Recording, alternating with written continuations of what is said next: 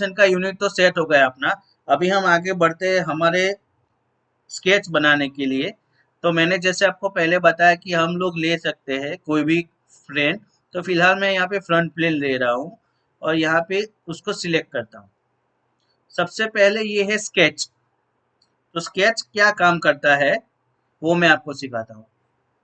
जिस कोई भी हमको बनाना है, कुछ भी लाइन ड्रॉ करना है या सर्कल बनाना है, कुछ भी करना है तो स्केच पे करना पड़ता है।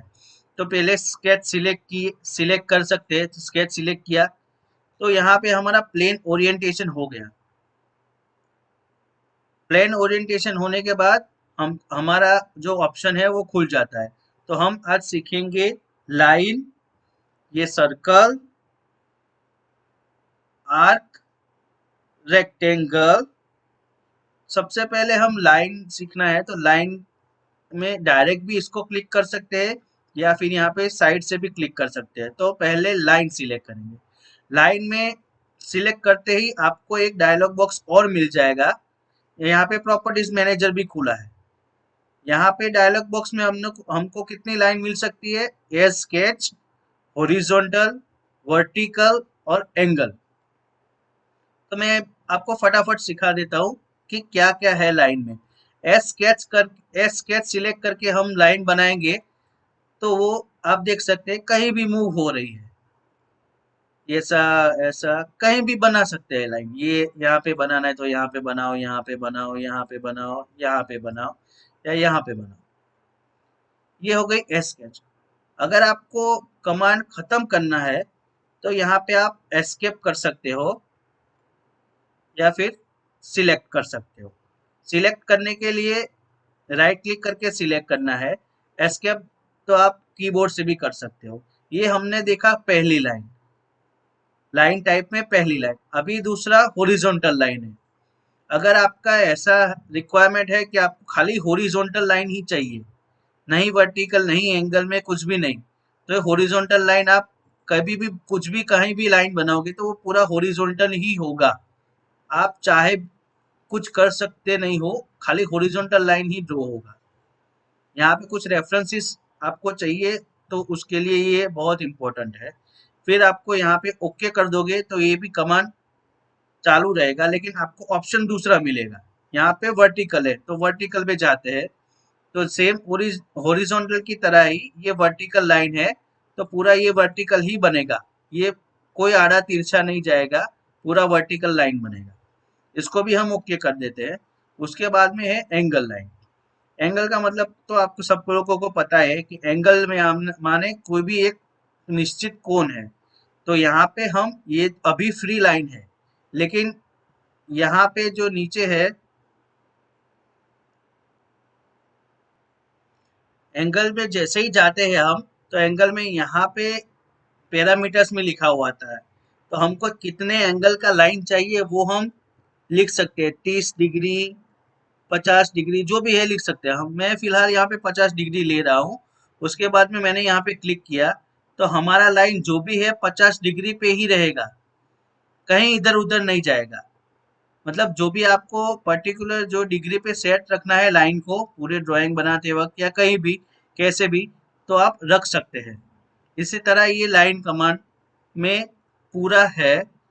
लाइन कमांड में दूसरा देखे तो वो सेंटर लाइन है। सेंटर लाइन भी बिल्कुल लाइन की तरह ही काम करता है, हॉरिजॉन्टल, वर्टिकल या लाइन में, लेकिन वो खाली हमारे रेफरेंस लाइन ही होता है। और लाइन ड्रॉ करने के बाद अगर आपको खत्म करना है कमांड, तो आप सिंपल राइट क्लिक करके सिलेक्ट कर सकते हो, उससे भी कमांड खत्म हो जाता है। और एस्केप भी कर सकते हो। उसी में लाइन में भी हमारा एक मिड पॉइंट लाइन रहता है। तो मिड पॉइंट लाइन क्या है वो मैं आपको ऐसे ही बता देता हूँ। मिड पॉइंट का मतलब है बीच वाला पॉइंट। तो इसको मैंने इधर पे सिलेक्ट कर दिया मैन्युअली और कहीं भी ऐसे घुमा के रख दिया। ऐसे रखे, ऐसे रखे, ऐसे रखे, जहाँ पे आपकी मर्जी हो। तो मैं फिलहाल यहाँ पे ऐसे रख रहा हूँ तो यहाँ पे मैंने रख दिया। उसके बाद मैंने कर दिया। इसका फायदा क्या है कि यहाँ पे जो सेंटर लाइन है वहां से ये पॉइंट और सेंटर लाइन से यहाँ पे ये पॉइंट दोनों समान में होंगे। या आप देख लो सेंटर से ये भाग 100 होगा तो सेंटर से ये भी 100 ही होगा। तो ये आपको बहुत बड़े बड़े ड्राइंग या फिर कुछ रेफरेंसेस लेने हैं तो इसके लिए यूज होता है। और अभी मैं आपको एक इम्पोर्टेंट चीज बता रहा हूँ जो आप सबको ध्यान में रखनी है, वो सिलेक्शन के तौर पे है। यहाँ पे एक ड्राइंग हो गया, अगर ये ऐसे शिफ्ट हो गया ड्राइंग भूल से भी, तो ऐसे क्या करना है, जो आपका जो माउस है, माउस में आप स्क्रॉल दबा के अप डाउन करोगे तो ऐसे शिफ्ट होता रहता है। अगर मान लो ऐसा हो गया तो आप क्या करोगे, आपके पास कुछ है नहीं।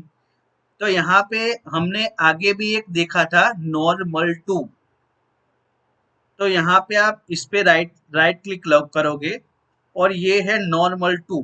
तो नॉर्मल टू पे जैसे ही आप क्लिक करोगे, आपके सामने जिस भी एंगल में, जिस भी प्लेन में आपने जो भी बना है, वो वो एंगल के हिसाब से, वो प्लेन के हिसाब से सीधा हो जाएगा, मतलब आपके सामने आ जाएगा। ये है नॉर्मल टू। नॉर्मल टू आपने देख लिया। अभी दूसरा है, हाँ, ये नॉर्मल टू आप यहाँ से भी कर सकते हो, जैसे मैंने बताया यहाँ से भी। और इसका शॉर्ट फॉर्म है, आप कर सकते हो कंट्रोल और 8 दबा सकते हो तो भी हो सकता है नॉर्मल टू में। ठीक है। और दूसरा हमारा उससे एक इम्पोर्टेंट चीज है सिलेक्शन का, जो मैं आपको बता रहा हूँ, वो आपको बहुत ही यूज आएगा। तो दो तरह के सिलेक्शन होते हैं, अगर आपने कोई 2D या 3D कुछ भी सॉफ्टवेयर यूज किया हो। एक होता है क्लिक करके लेफ्ट साइड सिलेक्शन, और एक होता है क्लिक करके राइट साइड सिलेक्शन।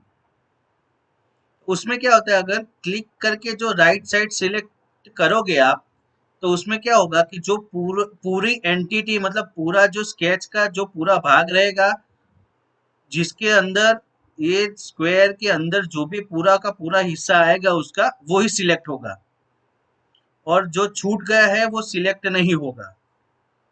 ये लेफ्ट साइड क्लिक में अंदर आप देखेंगे तो वो खाली उसको जो भी छुआ होगा हिस्सा, वो भी पूरा का पूरा सिलेक्ट हो जाएगा।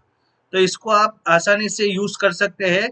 कुछ भी डिलीट करना है तो ऐसे पूरा पूरा का पूरा करके सिलेक्ट करके डिलीट कर सकते हैं, या फिर कुछ अंदर का लाइन डिलीट करना है तो अंदर का छोटा वाला लाइन डिलीट करना है तो राइट साइड कर्सर करके आप यहाँ से सिंपली डिलीट कर सकते हैं।